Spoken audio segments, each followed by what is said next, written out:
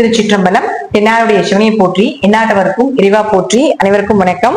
நாம் இப்போ கன்னி ராசிக்குண்டான ஜூலை மாத பலன்களை பத்தி நம்ம பார்க்கலாம். அதற்கு முன்னாடி நம்மளுடைய சேனலை சப்ஸ்கிரைப் பண்ணிக்கோங்க. கன்னி ராசி கண்டச்சினி காலகட்டங்கள் என கடந்த 1.5 வருஷமா கேது ரொம்ப படாத பாடு படுத்திருக்கு உங்களுக்கு. இப்போ கண்டச்சினி 2.5 வருட காலங்கள் உங்களுக்கு நடக்குது. பயப்பட வேண்டிய அவசியங்கள் இல்லை. சனியினுடைய பார்வையோ சனியினுடைய சேர்க்கையோ நமக்கு அனுபவங்களை வாரி வாரி விளங்கி ஒரு நல்ல மனிதராக நம்மளை உருவாக்கும்.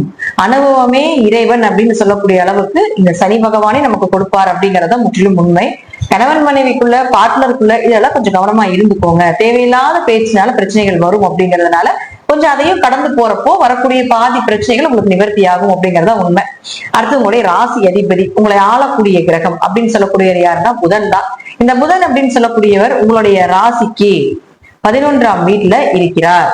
அப்போ ராசி அதிபதி லக்னாதிபதி 11இல் இருந்தால் லாபஸ்தானத்தில் இருக்கும்போது லாபங்கள் பெருகும். எப்படி இந்த மாசம் அதீத லாபத்தை எடுப்பதற்குண்டான வாய்ப்புகள் உண்டு. ஏன்னா அவர் 10ஆம் அதிபதி தொழில் ஸ்தானாதிபதி.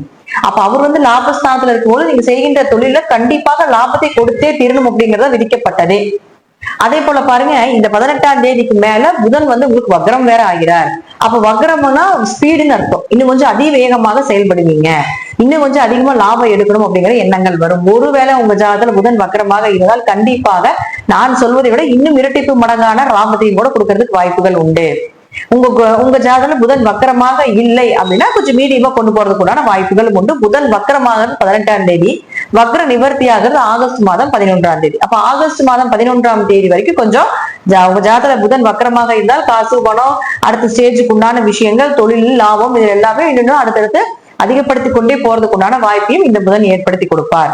அடுத்தது சுக்கிரன். சுக்கிரன் யார் உங்களுக்கு 2 மற்றும் 9ஆம் அதிபதி. இந்த 2 மற்றும் 9ஆம் அதிபதியான சுக்கிரன் 9ஆம் வீட்டிலே பலமா இருக்கிறார். அருமையான அமைப்பு. பூர்வீக சொத்து, தந்தை மூலமாக உதவிகள் கிடைப்பது, நல்ல குரு அமைஞ்சு வர்றது, நிறைய தீர்த்த யாத்திரை போறது, உயர்கல்வி படிப்பதற்கு வெளிநாடு வெளியூர் போறதுக்கு உண்டான வாய்ப்புகள். 9ஆம் இடம் அப்படிங்கிறது பாத்துட்டீங்கன்னா முழுக்க தந்தை ஸ்தானம். தந்தைக்கு உங்களுக்கு என்ன பிரச்சனைகளாக இருந்தாலும் இப்ப அது விலகிறது. அதே போல அவரே 2 குடையவராக இருக்கிறதுனால காசு கொண்டு சொத்து சேர்க்கை ஏற்படுறது, பொருளாதார வளர்ச்சி, உங்க பேச்சுக்கு ஒரு நல்ல மரியாதை, உங்க பேச்சை கேட்டு இல்லாத நடக்கிறது, இதெல்லாம் ஏற்படுத்தி கொடுப்பாரு இந்த ஒரு மாசம். 9ஆம் அதிபதி 9ல இருந்தா கொஞ்சம் ஆன்மீக வழிபாடு அதிகமா செஞ்சீங்கன்னா கடவுளே உங்க கூட இருந்து எல்லாமே செய்து கொடுப்பார் அப்படிங்கறத முற்றிலும் உண்மை. அடுத்தது செவ்வாய். செவ்வாயை பொறுத்த வரைக்கும் பாத்தீங்கன்னா 3 மற்றும் 8ஆம் அதிபதி. இந்த 3 மற்றும் 8ஆம் அதிபதி போய் மறைறது ஒரு யோகம். மறைவு ஸ்தானாதிபதி மறைந்தால் கெட்டவன் கெட்டால் கிட்டிடும் ராஜயோகம் அப்படின்னு நம்ம சொல்லுவோம். அப்போ கூடவே கேது இருக்காரு. அப்ப கேதுன்னா ஞானம், அறிவு, பிரபஞ்சத்துடைய சக்தி இதெல்லாமே சொல்லலாம். அப்ப 3ஆம் இடமும் 8ஆம் இடமும் சொல்லக்கூடிய கிரகமாக இருக்கக்கூடிய செவ்வாய் 12இல் மறையும் பொழுது கொஞ்சம் உங்க கூட பிறந்தவங்க கவனமா இருக்கணும்.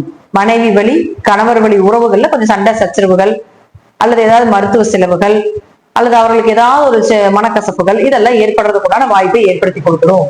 கொஞ்சம் அதிகமான ஹார்ட் எஃபர்ட் போட்டு செய்யணும். திடீர் பணம் யாருக்கும் கொடுக்க கூடாது. ஏன்னா பண இழப்புகளும் ஏற்படுறதுக்கு வாய்ப்புகள் உண்டு. இந்த மாதம் முழுவதும் செவ்வாய் அங்கதான் இருப்பார். அதுக்கப்புறம் பாத்தீங்கன்னா ஒரு ராசிக்குள்ள வந்துடும், அது யோகமா மாறிடும். அப்ப இந்த மாதம் முழுவதும் கொஞ்சம் கவனமாக இருந்து செயல்படுத்த வேண்டும். அடுத்தது குரு. குரு 10ல் இருந்தாலும் உங்களுடைய 4ஆம் இடத்தையும் 2ஆம் இடத்தையும் தனஸ்தானத்தையும் வீடு மனை சொத்து சுகத்தை பார்க்கணும். எப்படி பண வரவு உண்டு. கோச்சாரப்படி என்னதான் கிரகங்களுடைய மாற்றங்கள் இருந்தாலும் குரு 2ஆம் இடத்தை பார்ப்பது வரைக்கும் எப்படி பணம் ரோல் ஆகியே தீரும் அப்படிங்கறது அமைப்பு. அடுத்தது பாருங்க, உங்களுக்கு சனி பகவான். சனி பகவானை பொறுத்த வரைக்கும் இப்ப வக்ரம் ஆகிறார். 13ஆம் தேதியிலிருந்து நவம்பர் மாசம் 28ஆம் தேதி வரைக்கும் வக்ரம். உங்க ஜாதகத்துல சனி வக்ரமாக இருந்தால் இந்த காலகட்டங்கள் யோகமே. ஏன்னா அவர் 5, 6 கூடையவர். குழந்தை, குலதெய்வம், கடன், நோய் எல்லாத்தையுமே சனியில வாங்கியிருக்காரு. சனி வக்ர பேச்சு நம்ம தனியா ஒரு பதிவு போடுவோம். அடுத்தது இப்போ இதற்குண்டான பலன் அப்படின்னு பார்க்கும்பொழுது உங்க ஜாதகத்துல சனி வக்ரமாக இருந்தால் இது எல்லாமே யோகமா மாறி உங்களுக்கு செயல்படும். ஒருவேளை சனி வக்ரமாக இல்லை, இது சார்ந்ததுல கொஞ்சம் கவனமாக இருங்க. அடுத்தது 12ஆம் இடம். 12ஆம் இடம் அப்படிங்கிறது சூரியன்.